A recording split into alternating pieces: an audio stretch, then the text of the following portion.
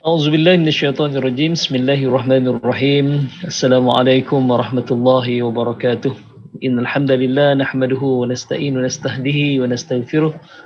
Wa na'udzu billahi min syururi anfusina wa min sayyiati a'malina may yahdihillahu fala mudilla lahu wa may yudlil falan tajida lahu waliyan mursyida. Qad rabbi shrah li sadri wa yassir li amri wahlul 'uqdatam min lisani yafqahu qawli fa amma ba'd. Yang dihormati pada pengerusi Dewan Dakwah Majlis Dakwah Negara, Al-Fadhil Ustaz Zuramli, seterusnya timbalannya Ustazah Dr. Robiah K. Hamzah dan seluruh barisan Esko dan ketua division, dan tak lupakan kepada division media, media. Seterusnya tuan-tuan dan puan-puan dimati oleh Allah Subhanahu Wa Taala sekalian. Sebagaimana biasa, pertama sekali kita like video ni dan kita tinggalkan komen yang membina untuk kami mempertingkatkan lagi mutu penyampaian, mutu persembahan dan seterusnya.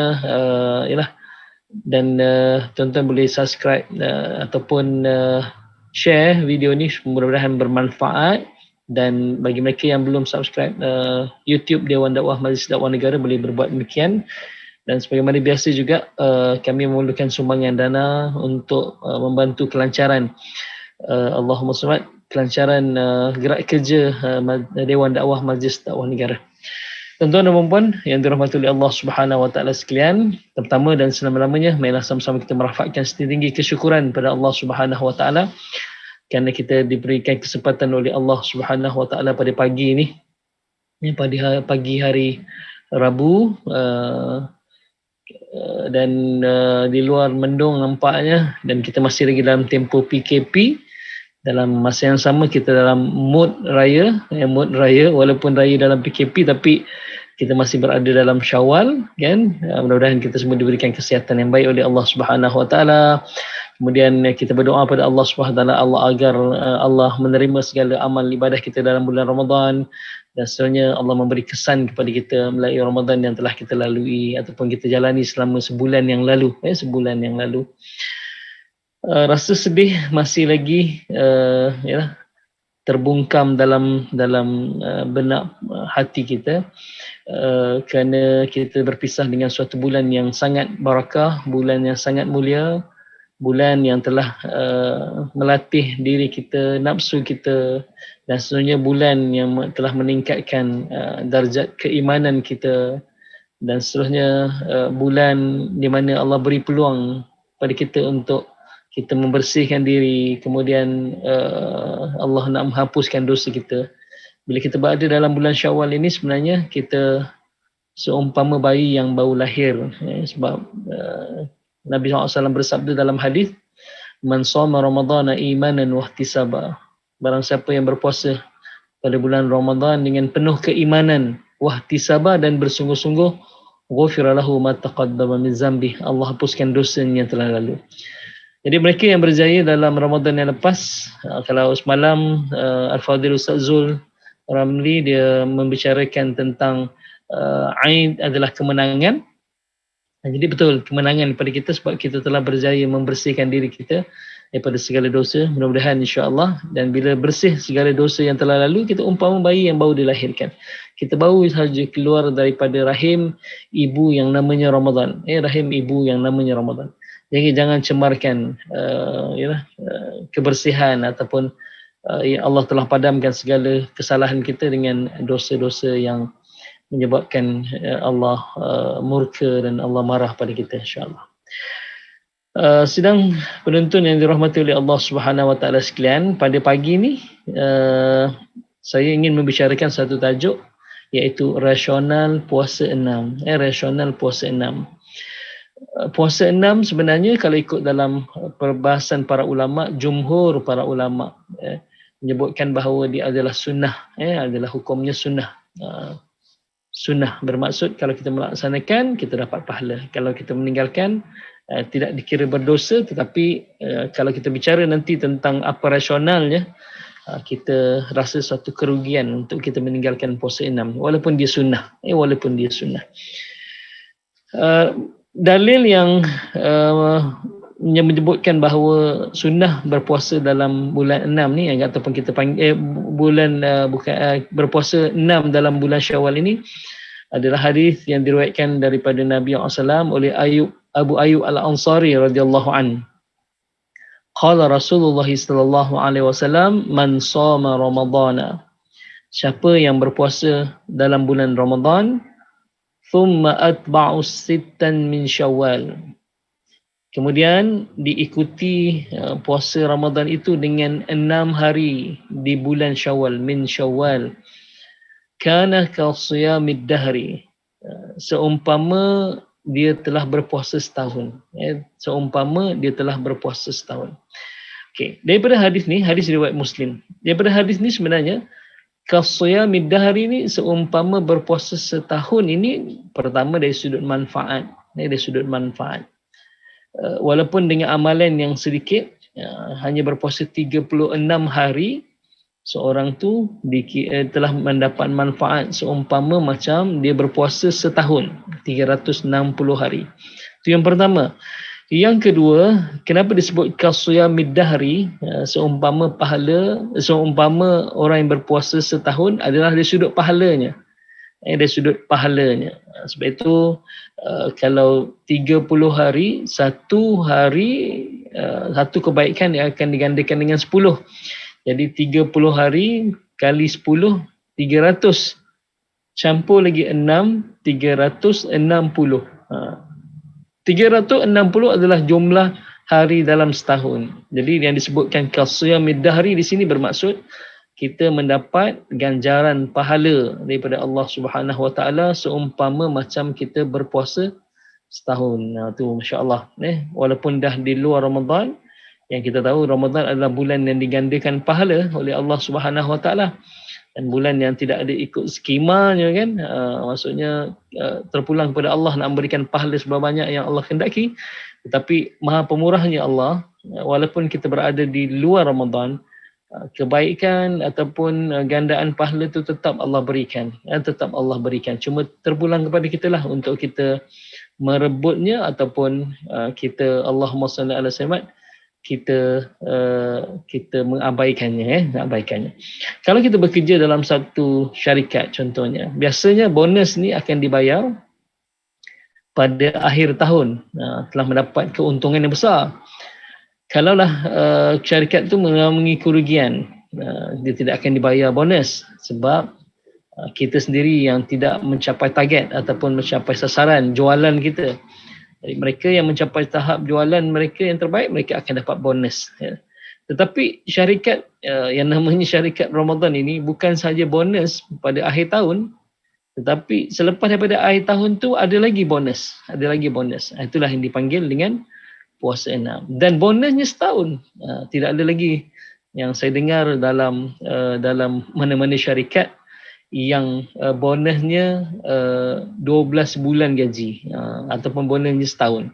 Paling-paling pun 4 bulan gaji. 4 bulan gaji. Yang biasa kita dengar adalah sebulan gaji.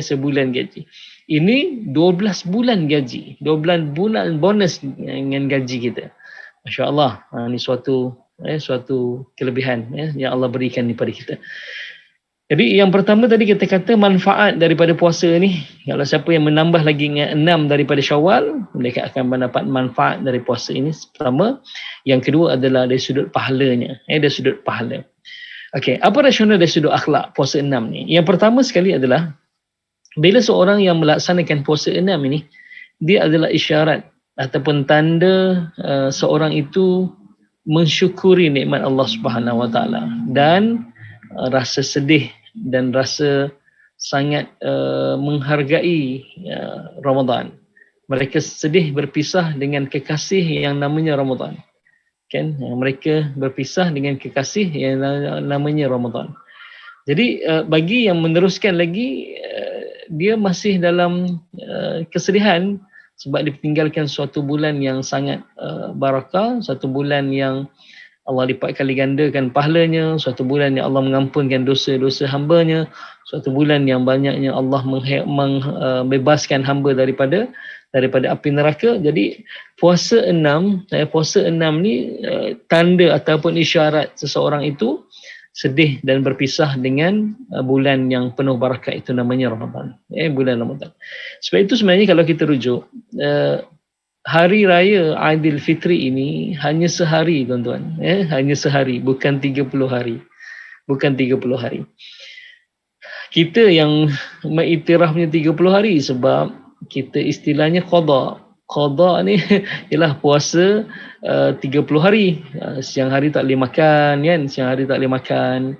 Jadi bila kita berakhirnya Ramadan, kan? Ramadan dah meninggalkan kita qada 30 hari tak boleh makan dengan 30 Syawal, Sebenarnya Syawal hanya sehari sahaja. Dia berbeza dengan puasa, berbeza dengan hari raya Aidil Adha. Sebenarnya hari raya Aidil Adha adalah hari raya yang utama ataupun yang agung bagi kita orang Islam. Sebab kita berpuasa selama kita berhari raya selama berapa? 4 hari. 10 Zulhijjah hari raya pertama, 11, 12, 13 tu adalah hari raya Tasyrik, hari raya Tasyrik. Jadi kita diharamkan berpuasa pada hari Tasyrik dan 2 hari raya. Kalau hari raya Aidilfitri, daripada malam hari raya, maksudnya waktu maghrib 1 Syawal, kita disunatkan untuk bertakbir, takbir raya, Allahu Akbar, Allahu Akbar, Allahu Akbar, La ilaha illallah, Wallahu Akbar, Allahu Akbar, walillahil hamd. Hanya suatu malam ataupun sehingga imam naik ke mimbar. Bila selesai daripada khutbah ataupun solat Aidilfitri, sudah tidak disunatkan lagi untuk bertakbir. Sudah tidak disunatkan lagi untuk bertakbir. Tetapi hari raya Aidil Adha, malam hari raya Aidil Adha bermula sebelum tu lagi, maksudnya daripada waktu asar telah disunatkan untuk kita bertakbir.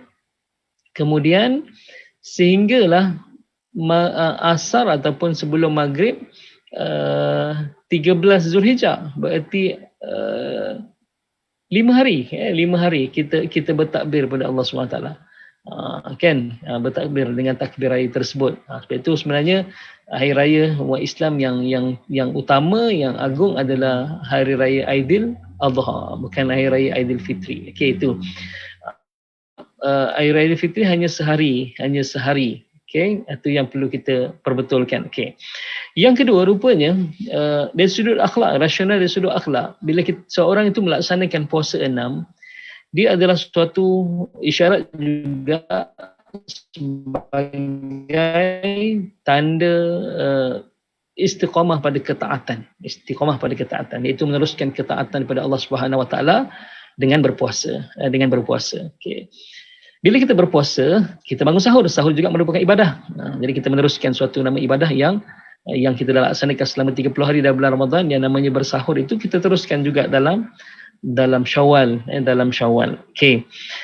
Yang ketiga, dalam satu hadis riwayat daripada Thauban radhiyallahu an, okey, kata Nabi SAW, disebut fahal li'ibadi min tatawwu', adakah bagi hamba aku ini dari amalan yang sunnah, fayukammala biha man taqasa minal faridati thumma yakunu sa'iri amalihi kadzalik, rawahu an-Nasa'i. Disebut bahawa hal adakah li'ibadi bagi hamba aku ini min tatawu, daripada amalan-amalan sunnah. Fayukammala maksud maka dengan amal sunnah tersebut Allah menyempurnakan kekurangan amal fardu yang telah dikerjakan. Kemudian seluruh amal demikian halnya. Kalau kita rujuk pada hadis ini, hadis daripada riwayat Thauban, disebut bahawa Nabi SAW bersabda bahawa rupa-rupanya amalan sunnah ataupun ibadah sunnah ini adalah penyempurna kepada amalan fardu yang telah dilakukan. Seumpama macam solat sunat, solat sunat selepas daripada solat fardu, sama ada solat sunat ba'diyah ataupun solat sunat yang lain, solat sunat yang lain. Solat sunat itu adalah fungsinya menampung dan menampal kecacatan, menampung dan menampal kecacatan yang berlaku dalam ibadah fardu tersebut. Contohnya seorang melaksanakan solat sunat, solat fardu zuhur. Mungkin ada kekurangan dari sudut ialah kesempurnaannya, kekhusyukannya, kita panggil ialah kesempurnaan dan kekhusyukannya dalam solat fardu yang baru saja dilaksanakan. Dan bila dia melaksanakan solat sunat selepas daripada solat fardu itu, solat sunat berfungsi sebagai menampung kekurangan kepada amalan fardu tersebut. Samalah dengan ibadah puasa, kata Nabi SAW. Thumma yakunu sa'iru amalihi kadzalik. Begitu jugalah dengan hal keadaannya pada ibadah-ibadah yang lain ataupun amalan-amalan yang lain. Jadi amalan yang fardu itu akan diperbaiki, akan ditampung kecacatannya dengan amalan yang sunnah. Inilah rasional kenapa kita puasa 6, puasa 6. Rupanya puasa 6 sunnah ini dia menampung kecacatan ataupun kekurangan daripada ibadah fardu Ramadan kita, ibadah fardu Ramadan kita. Itu yang perlu kita ambil berat tentang tu. Jadi 3 rasional sunnah kenapa kita dituntut untuk berpuasa 6 walaupun dia sunnah, walaupun dia sunnah. Yang pertama adalah sebagai tanda kesedihan kita berpisah dengan Ramadan. Yang kedua adalah kita meneruskan ketaatan pada Allah Subhanahu Wa Taala. Ini tanda isyarat kita bukan beribadah ini bermusim, ibadah bermusim. Kita hanya sebab itu dalam, kalau tak silap saya, pepatah Arab ataupun lupa ataupun kata-kata hikmah kita panggil, kunu rabbaniyin wala takunu ramadhaniyin. Jadilah kamu rabbaniyin, hamba Allah. Rabbani, hamba Allah. Wala takunu ramadhaniyin, jangan kamu jadi hamba Ramadan. Kita ni kebanyakan jadi hamba Ramadan. Dalam bulan Ramadan, masya-Allah, amal ibadah kita masya-Allah berlipat kali ganda dengan solat malamnya, dengan tadarus Al-Qurannya, dengan istighfar dan zikirnya, kan. Tetapi apabila berlalu Ramadan, kita tidak lagi menjadi hamba Allah. Kita tidak lagi menjadi hamba Allah. Kita tidak meneruskan amalan yang lain, amalan-amalan yang kita lakukan dalam Ramadan. Jadi kalau macam ni, benarlah kata-kata hukama ataupun bahawa kita jangan jadi hamba Ramadan. Ataupun jangan kita jadikan Ramadan sebagai tradisi kita. Sekadar jadi adat. Kita adalah hamba Allah. Bila hamba Allah, sama ada Ramadan ataupun tidak Ramadan, dia tetap beribadah pada Allah Subhanahu Wa Taala. Yang ketiganya yang wow, maksudnya kita selama ni mungkin tahu hanya solat sunat yang menampung kekurangan ataupun ketidaksempurnaan amalan fardu.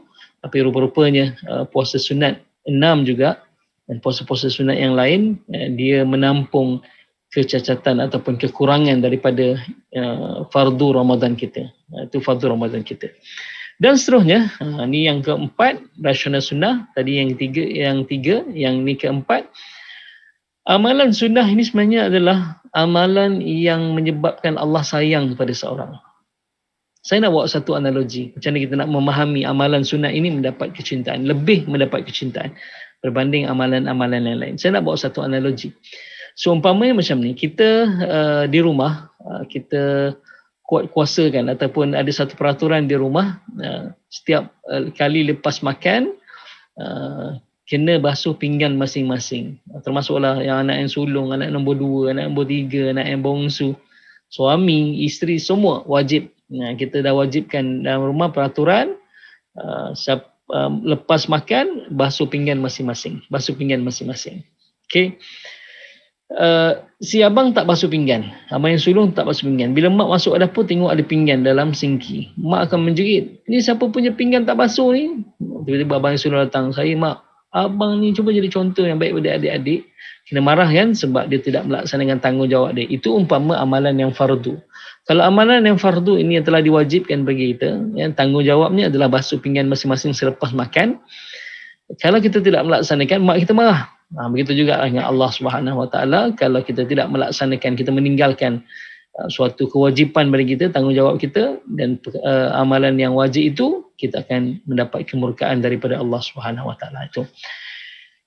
Tapi ada seorang adik yang kecil ni, yang bongsu ni, dia bukan sahaja basuh pinggan yang digunakan untuk makan, tetapi dia membasuh periuk senduk yang digunakan oleh ibunya untuk memasak tadi. Dia bukan sekadar basuh pinggan dia, tapi dia basuh juga periuk yang mak dia pakai masak. Bila mak masuk dapur nak basuh periuk yang tadi digunakan untuk masak, tiba-tiba tengok periuknya dah cantik ya, kilat dan disusun pada tempat dia ataupun pada raknya. Ibu akan jerit, siapa yang basuh periuk ni? Kan? Tiba-tiba adik yang kecil, anak yang bongsu, saya mak. Ya Allah, ini yang mak sayang ke adik ni. Tengok ni abang-abang ni semua, kakak semua tengok adik yang bongsu ni, bagusnya. Kan?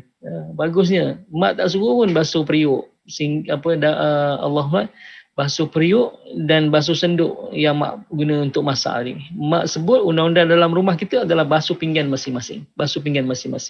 Tapi bila adik yang bongsu ni dah lah basuh pinggan masing-masing, dia dah basuh dah pinggan dia, tapi dia basuh lagi periuk. Sedangkan periuk tu bukan tanggungjawab dia. Periuk tu maksudnya kalau dia tak buat pun mak tak marah. Yang penting pinggannya dah bersih lah, dia dah basuh. Nampak? Amalan yang sunnah itu walaupun tidak dituntut, tetapi kalau dia melaksanakan, tidak diwajibkan, tidak difardukan, tak masuk dalam undang-undang basuh periuk. Tapi kalau dia buat, dia akan mendatangkan lebih kecintaan daripada Allah Subhanahu Wa Taala. Rupa-rupanya amalan sunnah ini adalah suatu cara untuk kita meraih cinta daripada Allah Subhanahu Wa Taala. Kalau amalan fardu ini kalau kita tinggalkan, kita dapat kemurkaan. Bila kemurkaan, kita jauh daripada kasih sayang Allah, jauh daripada cinta Allah. Sebab itu jangan tinggalkan yang fardu yang jadi tanggungjawab kita. Tapi kita kena tambah dengan suatu amalan yang menyebabkan Allah lebih sayang pada kita. Apa amalannya? Iaitu amalan sunnah. Sunnah kalau kita buat dapat pahala, kalau kita tinggalkan tak berdosa. Maksudnya tak ada apa-apa, tak berdosa, tak dikira kita meninggalkan suatu tanggungjawab, tak berdosa. Tapi kalau kita buat, dia mendatangkan cinta pada Allah Subhanahu Wa Taala. Dan kita kena tahu bahawa kita masuk syurga kan kerana 3 sebab kan. Yang pertama adalah sebab kasih sayang Allah. Inilah amalan fardu kita nak dapat kasih sayang Allah. Bila Allah sayang kita, Allah kasih kita, besar mana pun dosa kita, Allah akan maafkan sebab kita dah jadi orang yang paling kita kasih. Kan? Lepas itu kita masuk syurga juga yang kedua dengan namanya maghfirah, pengampunan daripada Allah Subhanahu Wa Taala. Dan kita masuk syurga ketiga dengan syafaat, jaminan ataupun pertolongan daripada Nabi SAW. Kan, syafaat Al-Quran atau semuanya kan, kita akan masuk dengan syurga dengan tu. Jadi rupa-rupanya dari sudut akhlak, selain daripada 3 tadi, yang keempat, amalan sunnah ini adalah amalan yang menyebabkan Allah sayang pada kita. Sebab itu kita kena buat amalan sunnah ini. Dari sudut psikologi, saya nak kongsi satu kajian Dr. Maxwell Maltz. Dia asalnya pakar pembedahan plastik tapi beralih kepada psikologis. Dia beralih kepada psikologis. Dia membuat kajian bahawa tentang rupa-rupanya kenapa Melayu ataupun kita selalu sebut kalau kita nak istiqamah pada suatu perkara tu, kita kena buat amalan tu 40 hari berturut-turut. 40 hari berturut-turut. Okey? Apa kesan dia? Okey. Ada kaitan dengan melakukan latihan kecil secara disiplin selama 40 hari.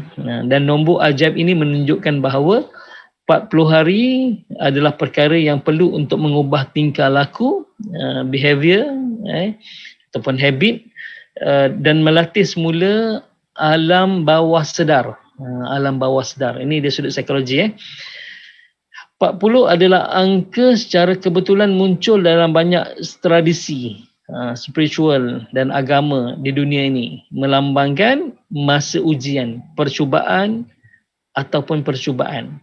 Sama ada Islam, Yahudi, Kristian berkongsi kepercayaan bahawa Nabi Musa AS pada awalnya dia duduk ataupun dia bermunajat pada Allah SWT di Tur Sina selama 30 hari. Kemudian Allah memerintahkan untuk dia menyambung lagi 10 hari, menggenapkan 40 hari. Apa 40 hari? Rupanya 40 hari ni Masya Allah, dia adalah suatu latihan yang terbaik. Okay. Kemudian kalau kita lihat Nabi Isa juga berpuasa 40 hari kerana dia meneruskan Allah SWT meneruskan syariat daripada Nabi Musa AS. Nabi Musa AS. Dan kalau kita lihat juga pada penciptaan manusia ini, penciptaan manusia 40 hari ditiup roh. Dia proses pertama daripada seketul daripada air mani menjadi seketul daging, seketul daging, daripada seketul daging kepada mudghah, itu berlangsung 40 hari 40 hari 40 hari dan ditiupkan roh pada 40 hari, kan? 40 hari. Dia tiupkan roh pada 40 hari, betul. Okey.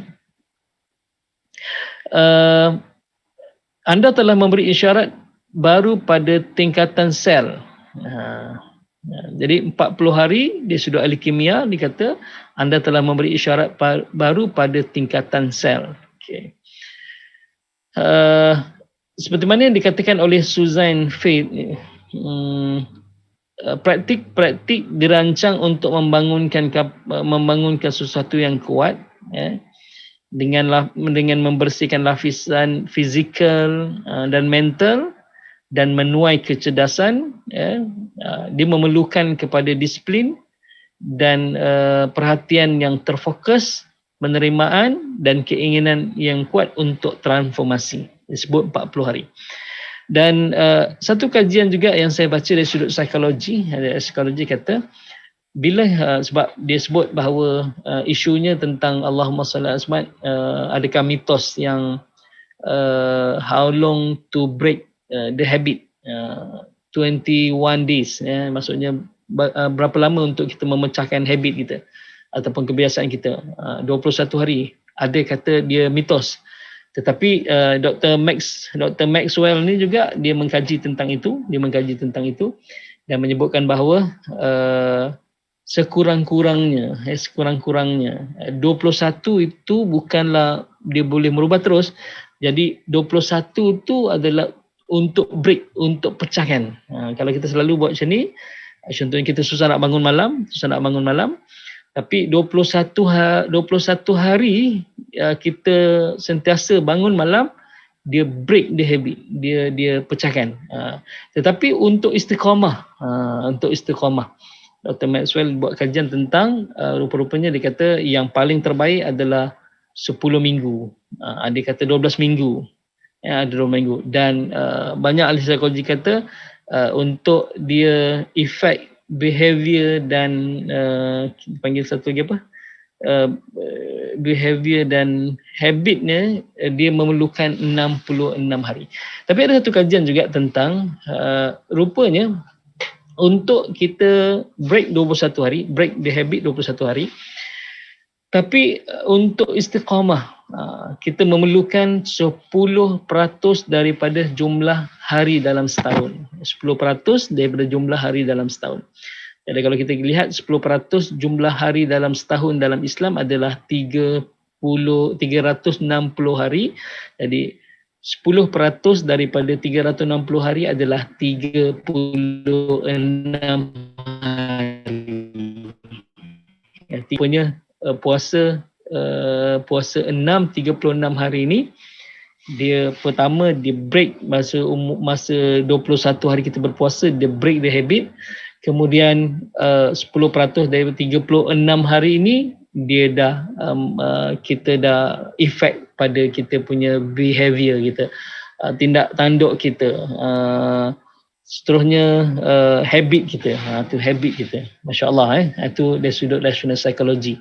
Rupanya amalan dilakukan selama 40 hari ataupun 10% daripada jumlah hari dalam setahun, jumlah hari dalam setahun, dia mampu memberi kesan kepada tindak tanduk kita dan sikap kita, tindak tanduk dan sikap kita. Rupanya itu dari sudut rasional, dari sudut akhlaknya, dari sudut psikologinya, dari sudut psikologinya. Kalau kita lihat pun jemaah tabligh, saya banyak bergaul dengan sahabat-sahabat saya daripada jemaah tabligh. Bila mereka khuruj istilahnya keluar 3 hari.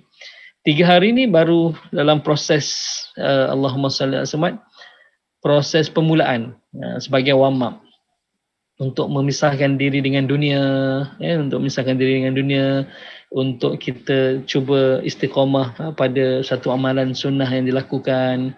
Kita beruzlah, 3 hari itu adalah warm up. Okay. Tapi dia masih lagi tidak memberikan kesan, kita masih lagi tak boleh pisah dengan dunia bila kita khuruj 3 hari. Tapi bila mana khuruj 40 hari, sebab itu disebut khuruj 40 hari. Kenapa khuruj 40 hari? Rupanya 40 hari ni barulah memberi kesan kepada kita. Memberi kesan kepada kita. Saya berbual dengan sahabat saya, ahli ekspedisi ataupun ahli terarosa. Dia kata betul, masa dia khuruj 3 hari, masih lagi tidak merasakan kemanisan ataupun kenikmatan. Tapi bila mana dia dah khuruj 40 hari, terus dia boleh tinggalkan dunia, dia boleh terus beribadah pada Allah Subhanahu Wa Taala, melakukan amalan-amalan sunnah. Dia jadi 40 hari ni kita rasa tak berat, kita rasa mudah, kita dah terbiasa tentang tu. Sebab itu ada kenapa khuruj 40 hari. Dan kalau bincang pula tadi 66 hari, ada khuruj yang sampai 3 bulan. Khuruj 3 bulan dan 4 bulan. Yang khuruj 3 bulan. 3 bulan 90 hari kan? 90 hari. 4 bulan 120 hari. 120 hari. Jadi Allahumma salli, rupanya tempoh-tempoh ini adalah waktu yang untuk menyebabkan kita ni istiqamah. Dan orang tua pun kata kalau kau nak istiqamah, contohnya nak istiqamah pergi masjid, kena pergi masjid tanpa ada miss, tanpa ada cuti selama 40 hari. 40 hari. Mula-mula memang berat. Tapi lepas 21 hari, kita dah break the habit, kita akan jadi mudah. Jadi bila lepas 21 hari, kita akan rasa sayang nak tinggal. Itu yang mendorong kita untuk pergi ke masjid. Jadi kena laksanakan 40 hari. Ataupun dari sudut psikologi, 10% daripada jumlah hari setahun. Jumlah hari setahun. Jadi 36 hari. Puasa 6. Cuma, bagaimana puasa 6 yang boleh memberikan kesan pada kita? Adakah kita puasa 30 hari, kemudian, sebab itu dalam hadis ni, thumma atba'u sita man shoma ramadhana, mesti dia puasa 30 hari Ramadan dulu. Okey. Kemudian dicampur dengan 6. Dia tak boleh 6 je puasa, tapi 30 hari Ramadan tak boleh, dia tak boleh memberi kesan. Okey. Dia 30 campur 6. Sepatutnya yang mampu memberi kesan kita bukanlah puasa 6 yang sebagaimana yang kita laksanakan tahun-tahun sebelum ni. Mungkin kita puasa Ramadan, lepas tu kita sibuk open house, akhir Ramadan baru akhir Syawal baru kita nak puasa 6.